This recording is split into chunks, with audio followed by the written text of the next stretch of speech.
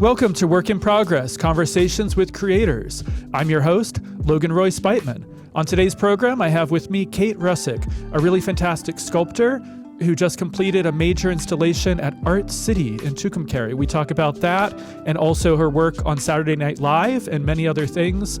I hope that you enjoy. If you enjoy our podcast, please like and subscribe and consider becoming a digital subscriber to the Albuquerque Journal to help us bring you more content like this. You can find this episode and all of our podcasts on the Albuquerque Journal website, abqjournal.com, as well as YouTube, iTunes, and Spotify. See the show notes for a discount code on a digital subscription. Thank you for supporting the Albuquerque Journal, New Mexico's leading news. Hello, Kate. Welcome to Work in Progress. Thanks, Logan. It's good to be here. Yeah. So let's get right to it. You're a great sculptor. You just completed a new installation at Art City in Tucumcari. So tell us about that piece. Yes, I just finished Desert Fungal Emergence in Tucumcari, New Mexico at Art City. This is the second of a series of very large blind constructions that is built on site and in response to the landscape out in Tucumcari and specifically at Art City, which has some really interesting natural features and some really beautiful characteristics that are seemingly unique to the desert. But the longer you look and the closer you look, we see these things all over the Southwest, and they're beautiful and unique. And this is has to do with water features and natural ponds and the flora and fauna that lives there. And the project becomes about the landscape. I mean, about the stuff.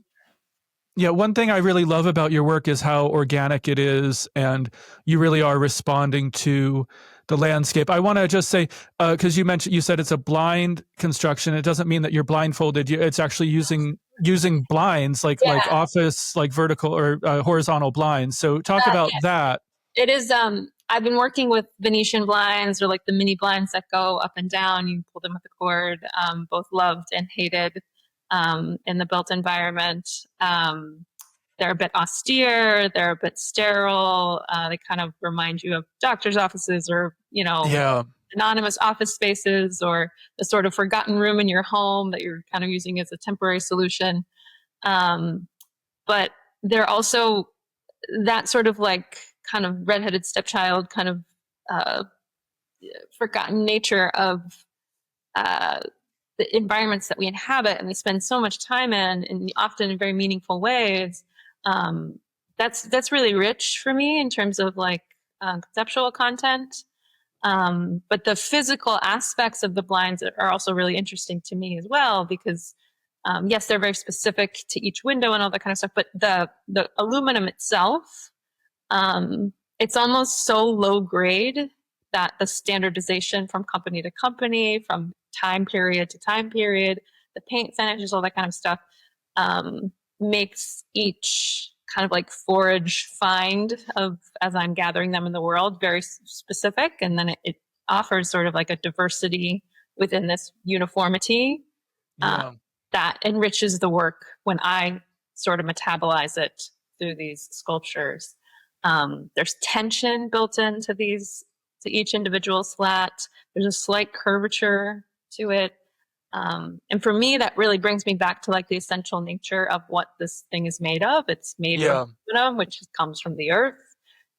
Mining aluminum is not a simple process, yet it's all over our lives and in our hands on almost a daily basis, as food packaging and as bridges. It's everywhere, and it's such an interesting material because it is so pervasive. But it's also sort of a miracle because of its origins and how hidden that is as well. And so it's my work. I'm trying to kind of like bring back into the light a lot of these different sort of multi-layered notions of things that we see all around us, but we don't necessarily take moments to think about. And I think kind of shifting the mundane into the extraordinary is something that artists have a particular panache to contribute to society in that way, to contribute to culture, to contribute to innovation. And for that reason, I think this work has more legs and, continues a conversation of artists and innovators who have been working to kind of like change the way we think.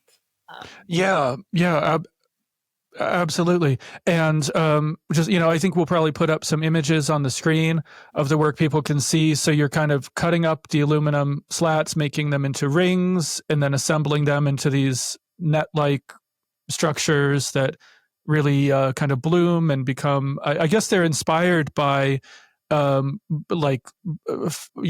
way that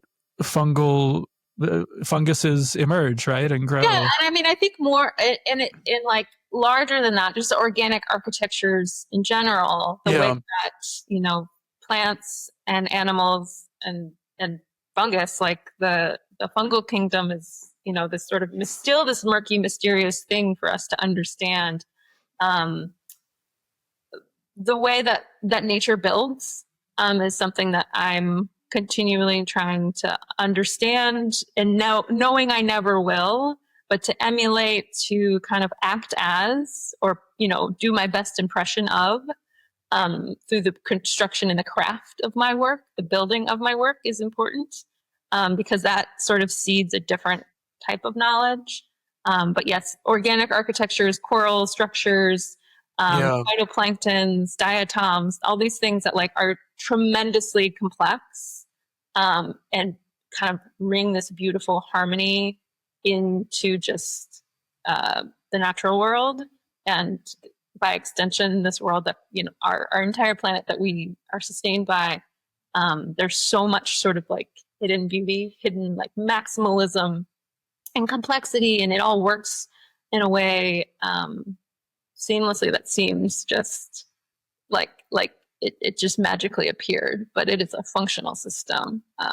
And so there's like different periods of production and conception in my work where I'm kind of like diving into a lot of those layers. And the aesthetic of the work becomes tremendously inspired by organic architectures, but it's also kind of about the process as well. Yeah, I can kind of emulate like a sort of improvised building technique in the way that like a mushroom will sprout from the forest floor, but more importantly from the mycelium that we don't see underground, that's tremendously complex and is always in communication with different plants and trees, and passing nutrients throughout the forest floor. That's the real interesting part to me, is that like we have so much to learn from this knowledge that has been here and supports us. Yeah, and I think that's a really important point. We don't think about like mushrooms or plants being intelligent, but they have a kind of, they do extraordinary things. And and even looking at the way you're imitating, learning from nature, working in those processes, like I don't think you have any kind of math background. If you tried to kind of do it, like describe your shapes mathematically, it would be incredibly complex and difficult. It would be beyond me. It could be mapped.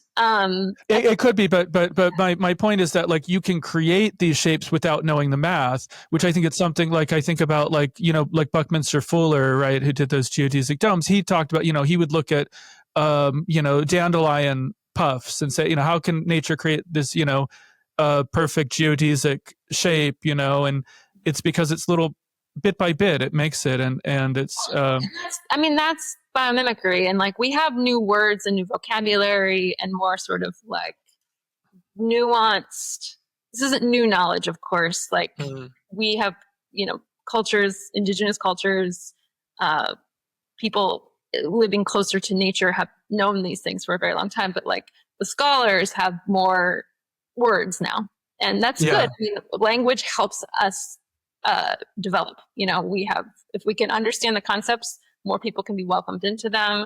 They can understand them and like take ownership of them or their own and go on their own tangents. But we have biomimicry now. We have all these other conceptions of naming what we see in order to like harness it in a way that's generative to the challenges that we face, and enrich our lives, make this a more abundant experience with more thought and more sensitivity. Yeah. Another thing, when I was growing up, I think I was taught, nature, it's survival of the fittest, it's dog eat dog, it's, very vicious. But when we look at, I think, especially how mushrooms and plants, it seems like they communicate, they cooperate. And that seems like that. Yeah, that's a very specific, like, Western capitalist notion, though. I grew up in that as well, where that was the given norm. But we see evidence everywhere that that's not necessarily the case. And science is tremendously important. Biologists like these multifaceted approaches to understand the world and the times that we're living and the planet that we live on. All of it is important because that conversation needs to be as rich and varied as what we are faced with, which is rich and varied, and even it continues to be beyond our conception. But I think this shifting of a sort of like very male, capitalist, violent perspective of the natural world is actively being reconsidered. But that continues to be why artwork is important. That's why visual expressions are important. That's why when we diversify the conversation and the understanding of the things that we see around us, they reinforce one another. So like if a biologist can do the research and have the statistics and they have the evidence and theories, that isn't going to necessarily reach everyone. It will reach a specific audience, a specific class of people, like a certain attention level of people who are paying attention, are into that kind of that when that's meaningful to a certain group of people. Right. We can diversify and like how artists interpret, biological discoveries, when we can have musicians interpret like these cross-cultural or these cross-field disciplines. That is when like culturally we change, I think. And I think that's why it's important. Is that also partly why you do public art? It is. It is. I mean, we've had myriad conversations, but I was working as a sustainability consultant after a research graduate degree which was focused on learning from the planet and thinking in systems in order to build our world. And that's all very important. People need to be doing that work. The statistics, the numbers are necessary. But for me, I feel really purposeful in making artwork that specify or that sort of like expands on some of those ideas and those concepts and those learnings and knowledge. And putting it into the public realm is really important because it gives it away. I'm very much interested in having my work contribute in some way to broader conversations and the public good. And public art is the place to do that in a lot of ways. It offers, it is this offering to others to be a part of the work, to interpret it, to have a felt sense of what my ideas are and how they manifest physically. And then for them to take them on as their own. Their interpretation is just as valid as mine at a point. I have this beautiful time to conceive of an artwork and build a sculpture. But I'm also incredibly interested in equal parts of other people's interpretations. This is why I work in abstraction, and I'm not trying to recreate something that a representation of something else in the world. That sort of somatic experience of something you don't quite understand, but you are attracted to, something that pulls you in.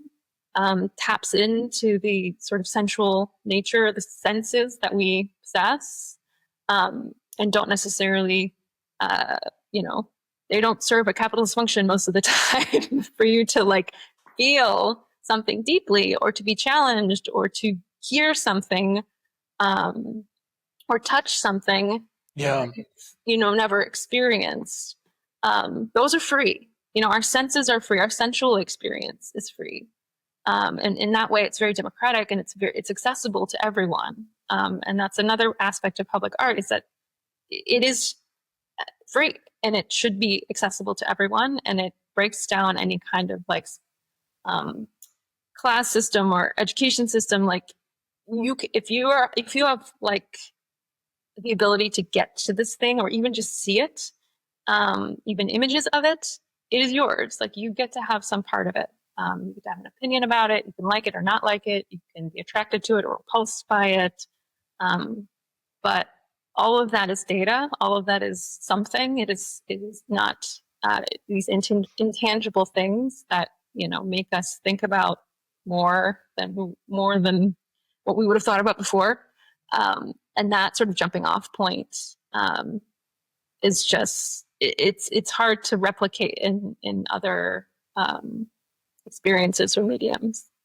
And it is the work is very physical, tactile, sensual, somatic, all the you were saying, like, and I think people can actually touch it, right? If you go, it's I think so. Oh, no. Some trails so you can get a little closer to it. It's not one at Art City that you're supposed to climb on and do not. Yeah, you can't. It might tear it down if you climb. So don't climb on it, kids. But it is something you can be among. Yeah, you can be near it. You can be under it. There's an aerial component to it. There are portions that come to the ground that kind of like you can relate to on a 1-to-1. Here's my body. There's body of the sculpture. Yeah. And in other experiences of making work at this scale and putting it in the public, it's been really interesting to watch people's sort of like inclinations of how to relate physically to the sculpture. And very frequently it's this. It's not this. It's right. Harassment. But it is. You just want to. It's 2 fingers. People want to understand what they're seeing, and this helps them.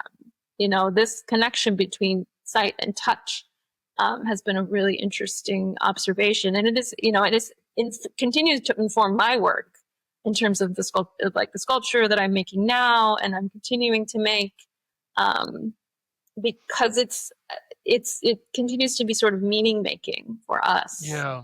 To have an experience as opposed to something that's just trying to sell you something. Yeah. So what are you working on now?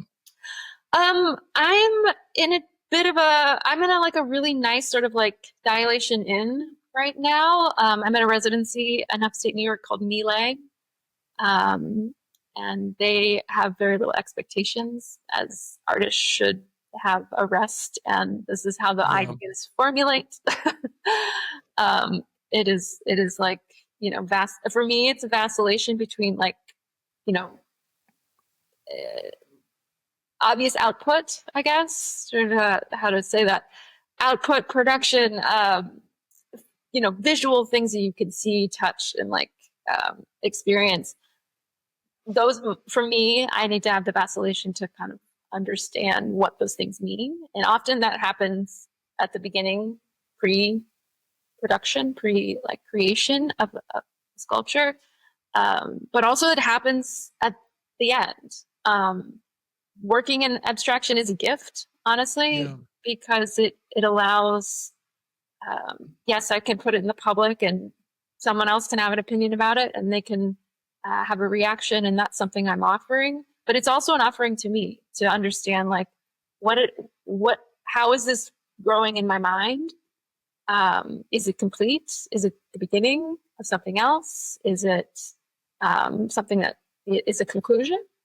And very frequently it is a jumping off point to something else. And so these times to kind of be quiet, and it may not look, like something is happening here, but these sort of gestation times are really important.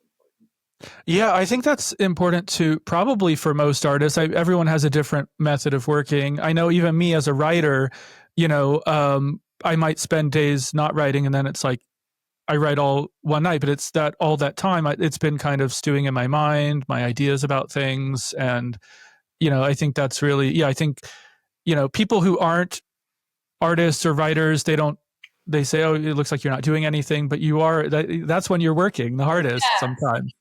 I had a beautiful time at a residency recently, and I got to talk to a lot of children on a daily basis almost. And these are which residency was this? Usually they don't have children at them. Correct. But this is a very special place called Materials for the Arts in Queens. Oh, yeah. And they are both, they're a resource in many multifaceted ways for the city of New York. And one of them is that they host field trips almost every single day with twice a day even where they bring school-age children, and it varies from very, very, very young up into high school and beyond that program into colleges as well.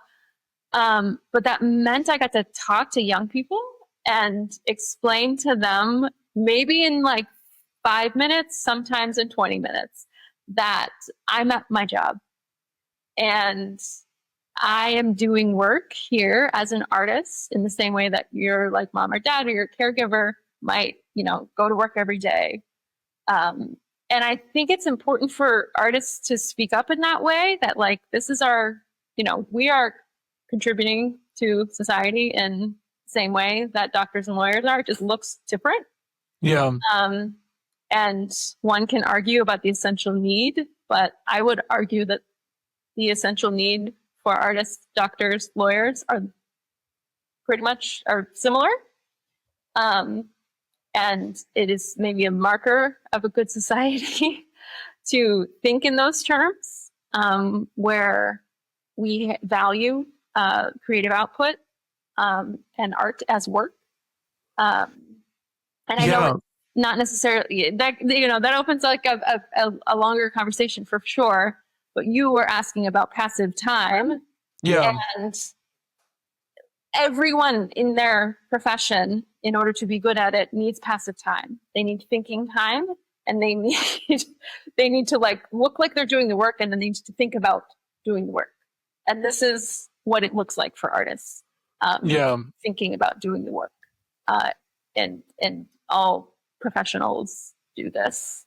It's just, this is what although I think that there is this kind of like capitalist hyper productivity mode that a lot of corporations sort of enforce, and where employees have to track every second of their time on some kind of computer program, and that's getting worse for a lot of people these days. And I think we have the luxury of working in professions where we have a more freedom probably than most people, but I would hope that at some point, maybe, the corporations can catch on that actually, if you want people to be productive, give them more free time.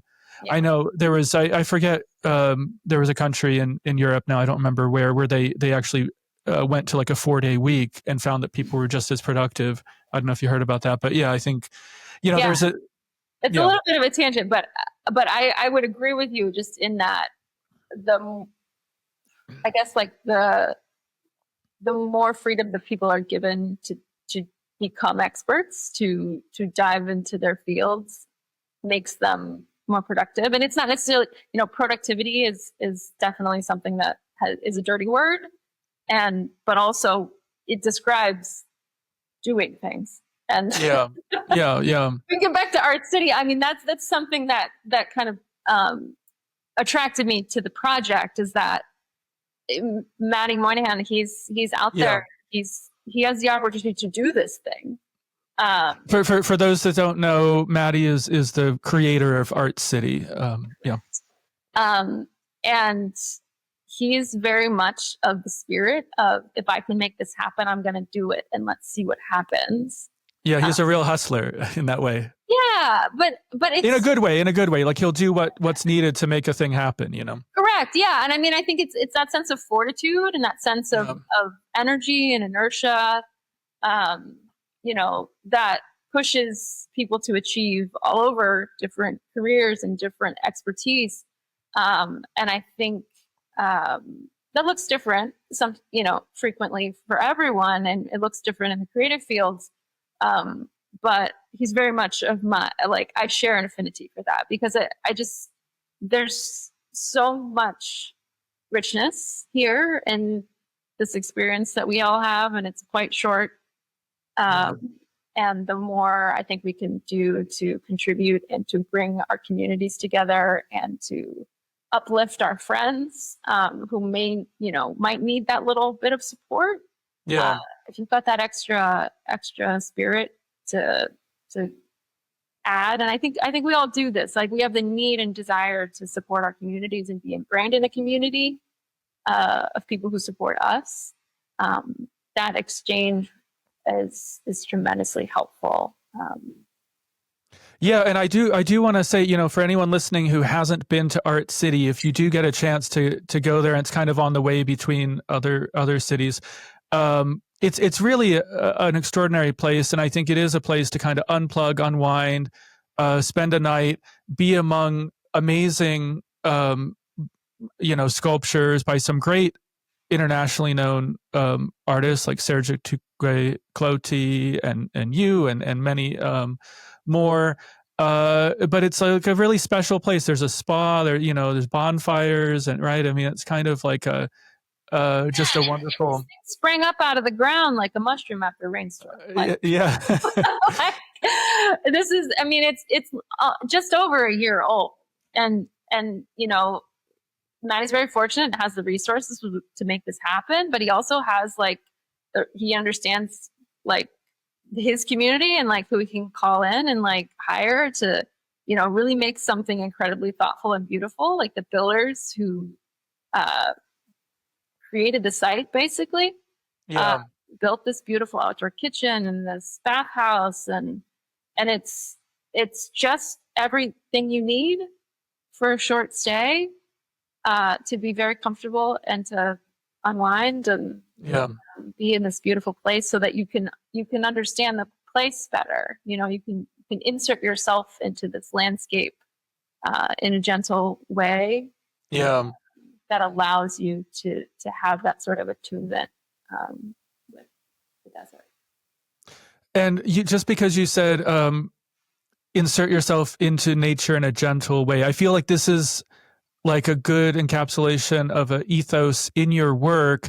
And it does separate you from an older generation of land artists who have been criticized for being kind of like colonists or something, going out and bulldozing big tracts of land.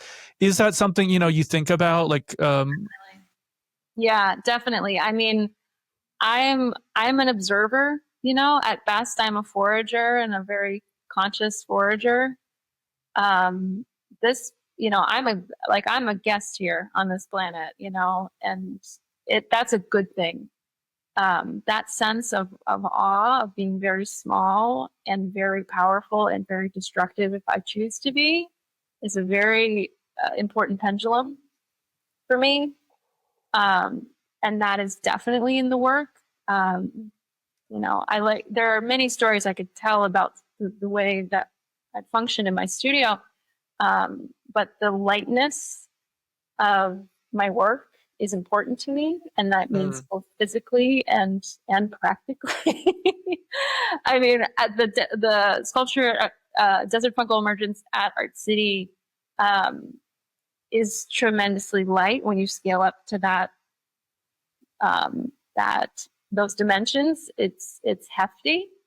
But it's permeable. I started working with these blinds and deconstructing them off of garbage piles in the street on the walk to my studio, because I'm a sculptor and I live in New York City, and that's a hard combination. It's a hard combination. Living in a dense urban area has a lot of benefits, but it's also very difficult in other ways, particularly as object makers. And for me, my work is very integral to my life, and I want to enjoy every aspect of it. I want to have my work enrich me and not destroy my body. I want my work to be something I enjoy making and have it not like, I don't want to become allergic to my materials. That is right. something that has, these are things that happen to artists because there is a drive to make, and there's a drive to learn through the making, and I know that intimately, but I also understand that life I'm trying to live and have that be light on this planet, Yeah. and it's not a judgment of anybody else or the way that anybody else's approach to their work. It's just something I would like to demonstrate in my work for the longevity of doing it. I want to be 90 and making my work still. And so the moving into a natural environment directly and like assuming that I get to take up space here is very ego driven in a way. It is very assumptive that like I get to even have place where there's a whole functioning ecosystem. They don't need me. They're not asking for this. They're good. They're doing their best. And so that mentality of putting artwork, something manufactured by a human, into a place it doesn't belong is very interesting because of that juxtaposition, but also comes with an entire ethics of thought about how to inhabit that space. These are my kin. Like, I am not separate from them. So I go about this in a very specific way. I'm not drilling. I've watched someone drill into a tree once to, Right. to install an artwork outside, and I felt like the Lorax. It took me back. Yeah. I personally don't see a place for my work in that way in the world. And it's amazing you found a way to make work that does have a very light footprint. It is permeable. Wind can go through it. It's not disrupting, and I think it's absolutely beautiful. Thank you. What you're doing. Because that is a tremendous conception in the work, and that's a tremendous thought process in the work. And people have not asked that question, and I've not necessarily offered an in-depth overview of it, but it is very important. But to me, it's taken at norm. Yeah. No, well, I'm glad we got to talk about it. I do want to shift gears a little bit because you're talking about living in New York and kind of your life outside of making art. And so I want to ask you about your day job, if you don't mind, because you work for Saturday Night Live and you create costumes for them. I do. Yeah. And that's if you don't, I mean, I think it may be interesting for our listeners to hear a little bit about that. Definitely. I have been a person who needs sort of dual thinking in my creative life. And I've always been this way. It really is like an enriching gift to kind of be walking one path and kind of have these passive thoughts about the other, and then switch and be in this other path and have passive thoughts about the last path. And so I've been a garment builder as well as a sculptor for my entire creative career. And that means that I've worked in theater and in television for the last 15, 16 years, in addition on the side of my studio practice. And so that has given me the pleasure of working on Broadway shows and building costumes for, the costume designers you might actually know in the world. And at this point, I've been on staff at SNL for what's coming up on my 9th season. In the tailoring department. I work on a small team of 5 or 6 of us who work as tailors and sew, and we build things from nothing very quickly in service to our design team, who is asking for whatever the writers are asking for or the cast is asking for based on what has been written for the show that week. My department is a beautiful and wonderful, creative, supportive network. And I'm so lucky to work with my friends. And yeah, it's been something I wasn't anticipating necessarily. I worked in theater. I studied as a costume designer. In undergrad, I have a BFA in costume design as well as BFA in sculpture. And so I've been working in the performing arts for a very long time. But the shift into television was maybe like 8 years ago. To anticipate me getting to work on this show that I have beloved, this beloved television show with such a legacy and such a history that I grew up on, was something I was not, I was, a long shot at best. And so it sounds like it's been very rewarding, right? It has been very rewarding. It's really hard. Yeah, but because it's a quick turnaround time, right? So like they'll get like an idea from the news or something, and they're like, oh, we have to create a Mudang costume. I don't know if you were part of that, the hippo costume. I did make the Mudang costume. There's an amazing one that was Bo and Yang, right? That was Mudang. I mean, that must be both like kind of a fun challenge, but also stressful, I'd imagine sometimes. I mean, it is very stressful. The role is very stressful. Like, the stress for me is something I understand how to deal with at this point. There's a lot of people, it looks really fun to make the costumes at SNL, but it's not for everyone. But I really like that challenge. And again, I work with the most supportive creative team. And I trust them with my life. Like, I'm never going to get hit by a bus because we got the wheels turn very efficiently and very well with the group of people that I work with, both like in my media workroom, but also like our department is second to none. So yes, it is a very fast turnaround time. We don't know what the show is until read through happens on Wednesday night every week. And then we get busy on Thursday. So a lot happens in a very compressed period of time, and it is very difficult. But it is something that is like very, very joyful, and I'm very proud of that work. I wonder, does that work that you do or other kind of costume design work, does that influence or has it influenced your art practice? Yeah, absolutely. Like, I know how to meet a deadline. I know how materials work. I know how to solve problems really fast. Output can be very, very fast if I need it to be. And it has been a bit of a challenge to kind of like, those are sort of very optimized, like output driven kind of ideas, where I have had an inclination in my studio and in my practice to kind of like have a counterbalance.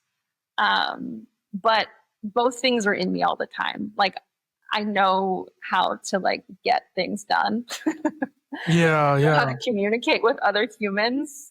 And that's theater training, from the very beginning of how to collaborate with other creative people who also have a creative stake in the project, and how to like work through and to build something that is more than one could ever build or have on their own. And that is this sort of like piece of incredible alchemy and sort of community-based generative, just beautiful creative work in the world that I think if I was, kind of in my studio in more of a sense of solitude all the time, or like kind of, my own island, wouldn't be as deeply rooted in my creative ethos or in the ethos of my practice. That's interesting. Yeah. To my work that I do in my studio. And that's another reason why public art has become so meaningful for me, now that I've had the privilege to engage in that world. So. Yeah, I mean, there are these kind of two aspects to your work, because there is the community aspect, and then but when you're actually making these pieces, it is also quite solitary, isn't it? You are in your studio, and describe that kind of because I know you've talked about that it's meditative and that's fulfilling in a different way. Yeah, I mean, I think for me, it's this pendulum. It's always this sort of like spectrum of needs for me, where I just like want to be in community and in conversation and in collaboration. But then I also have this tremendous desire for solitude and for getting things done and for like production, like making a thing that was never there before, with like tremendous freedom and abandon to my own imagination and my own kind of will. So it's that pendulum swing to like want to be in community and then to be in solitude, to collaborate and then also be in charge. That is just kind of like something that just flows in my work in a way that, or to being, to be in community and like be a leader. Like I think that's more accurate because I like both of those roles, and they feed me in different ways, and that kind of growth through the work is what I'm kind of talking about in terms of like my work being ingrained, like integrated into my life and my life integrated into my work. I think it is, and I also think it's a bit of a myth that artists are like solitude in their studio, and that's why they're successful or how they're successful. Artists have been in community forever. They might be making their making in their studio, like chiseling away at marble 100 years ago, but they were in a cafe at night, talking to their compatriots, talking to their colleagues. Yeah. Who are also toiling, being in their studio by themselves all day long. Like, but that need to come together and exchange ideas is not new. This is how we kind of feed like essential parts of our humanity. Yeah. Are there particular people like in your life, other artists that you feel that community with? You go to each other's studios and choose. Yeah. I mean, I have friends who, I feel so lucky. I mean, I've been doing a lot of residencies and have been very fortunate to be welcomed into a lot of communities and different rooms in the last couple of years. And yes, that is to go and make my work and be in a place and be affected by the land, which is really important. But it is also to be in conversation with other artists who are doing the same. It's sort of the sense of, being shoulder to shoulder and not talking. That's a really kind of beautiful thing for artists, I think. And I don't think I'm unique in that way. We all have this desire to like dive into our work, but also kind of like come up for air and check in and understand the things that we know and that we both also don't know or think we know about our work, but then learn about through talking to someone else about their work. So yes, I have really beautiful communities of artist friends in New York and beautiful artist friends in the Northwest, in Seattle and in Bellingham. And that enriches my life. Like that makes my life better, let alone my work. It certainly influences my work and it helps me think about it differently. It's, putting this mirror up to myself as I'm asking questions about someone else's work or they're asking questions about mine. But it also just like enriches my days and my moments and like with these beautiful creative people. Like artists are problem solvers. And we're builders and we make things, and the courage to do that is admirable in my community of friends.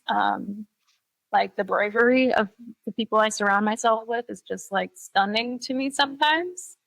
Yeah. And like I would not be who I am without my community.